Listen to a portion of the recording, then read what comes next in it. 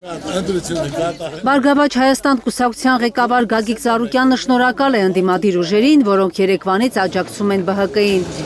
10 կոտորակ 51 եւ 35 կոտորակ 65 ընտրատեղամասերի քվեարկության արդյունքներն անվավեր ճանաչելուց հետո, երբ կասկածի տակ է կուսակցության անցողիկ շեմը, ԲՀԿ-ն քաղաքական կոնսուլտացիաներ է սկսել։ Ես շնորհակալություն եմ հայտնում 3 գիշերվանից մեզ աջակցություն հայտնած բոլոր քաղաքական ուժերին, հանրային գործիչներին, լրատվամիջոցներին։ ԲՀԿ-ն սկսում է քայլերի շարք, որը միտված է պաշտպանելու արդարությունը եւ ընտրողի շահերը եւ դիմակայելու իշխանության անօրինականություններին։ Մեր իրավաբանական թիմերն աշխատում են բոլոր հնարավոր բողոքարկումների եւ դատական պրոցեսների ուղղությամբ։ Մենք սկսում ենք քաղաքական կոնսուլտացիաներ քաղաքական ուժերի հետ միասնական օրակարգի եւ քայլերի մշակման համար։ Սիրելի հայրենակիցներ, ձեզ տված բոլոր խոստումներն ու հավաստիացումները ուժի մեջ են։ Ոչինչ չի փոխվել եւ չի փոխվելու։ ԲՀԿ-ն միտում է տեսնում կենտրոնական ընտրական հանձնաժողովի որոշման մեջ։ ԿՀ նախագահ Վահագն Հովակիմյանը, որ 2 օր առաջ որևէ անօրինականություն չէր տեսել ժամը 20-ից հետո զինվորների քվեարկության արարքում, 3 գիշերը հրատապ նիստով անվավեր է ճանաչել հենց այդ ընտրատարածքներում քվեարկության արդյունքները, որտեղ ԲՀԿ-ն մեծ թվով ձայներ ուներ։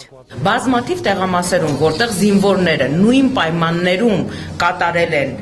քվեարկություն, այդ ընտրատեղամասերի արդյունքները ԿՀ-ն անվավեր չի ճանաչել։ Հատկապես անվավեր են ճանաչվել այն 2 տեղամասերում, որտեղ որ Բարգավաճ Հայաստան կուսակցությունը վստահությամբ բարձր քվե է ստացել։ Խորհրդարան անցնելու համար Բարգավաճ Հայաստան կուսակցությանը 60-ից 70 ձայն էր պակասում, մինչև վերահաշվարկը։ Մի քանի տասնյակ ընտրատարածքներում ձայների վերահաշվարկից հետո պատկերը փոխվեց ու պակասող ձայները լրացվեցին կուսակցության օգտին։ Սակայն 2 ընտրատեղամասերի արդյունքներն անվավեր ճանաչելուց հետո Ծառուկյանի ղեկավարած ուժը կորցրել է 213 ձայն։ Արդեն 3 ուշ գիշերին Վահագն Հովակիմյանի գլխավորությամբ կենտրոնական ընտրական հանձնաժողովը անմռունչ կերպով կյանքի կոչեց Նիկոլ Փաշինյանի ցանկությունը, այն է թե թույլ չտալ Բարգավաճ Հայաստան կուսակցությանը հաղթահարել անցողիկ շեմը։ ԿՀ-ի գործողությունը ձայների գողություն է, նկատում են ԲՀԿ անդամները։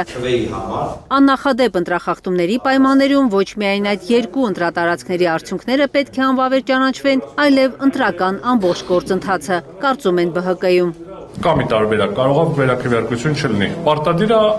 ընտրություններն ամբողջությամբ անվավեր ճանաչել եւ նոր քվեարկություն ամբողջ Հայաստանում ամբողջությամբ իրականացնել։ ԲՀԿ-ի դեմ հակաիրավական գործընթացները սկսել էին դեռ ձայների հաշվարկի ժամանակ, նկատում է Իվետ Ատոնոյանը։ Հրաշագործ աճպարարությամբ Բարգավաճ Հայաստան կուսակցության օգտին քվեարկած ընտրողների քվեները, այսպես վարքյանների ճշգրտությամբ ավելանում եւ պակասում էին, դա նաեւ գիշերը հաշվարկի գործընթացի ընթացքում ժամանակահատվածում էր ակնհայտ։ Վաղ առավոտյան կենտրոնական ընտրական հանձնաժողովի հրապարակած թվային տվյալներով Բարգավաճ Հայաստան կուսակցությունը հատում էր անցողիկ շեմը, այնուհետև րոպեների ճշգրտությամբ ըստ ամենայնի եւ ամենայն հավանականությամբ համապատասխան SMS-ի ստացումից հետո Բարգավաճ Հայաստան կուսակցությունը չհաղթահարեց անցողիկ շեմը։ Հայաստանում ձևավորվում է ավազակապետություն, արձանագրում է ԲՀԿ-ական Սուրեն Սուրենյանցը։ Այն ինչ տեղի է ունենում, այլևս ընտրական գործընթացի հետ կապ չունի։ Դասական առումով Հայաստանում ձևավորվում է ավազակապետություն։ Եթե Նիկոլ Փաշինյանը չդադարեցնի իրավական բեսպրիձելը ու կամայականությունը, կառավարական բոլոր շենքերը եւ Երևանի բոլոր փողոցները տասնյակ հազարավոր մարդկանցով են հեղեղվելու, վստահեցնում է Սուրենյանցը։ Որևէ կերպ իշխանության բեսպրիձելը հաղթել չի կարող։ Այս ազդակը մենք իշխանությանը հղել ենք նաեւ ընտրություններից առաջ, ակնկալելով, որ իրենք քաղաքակիրթ կառուցողական մրցակցային միջավայրում կանցկացնեն ընտրությունները։ Ընդդիմությանը թիրախավորելով իշխանությունը Հայաստանի 550,000 քաղաքացիներին է թիրախավորում, ըստ Սուրենյանցի։ ԲՀԿ-ն քննարկում է նաև սահմանադրական դատարան դիմելու հարցը։ Կարնե Մանգասարյան, Նորաշ Արբաթյան եւ Հարություն Մաթևոսյան, Հայլուր։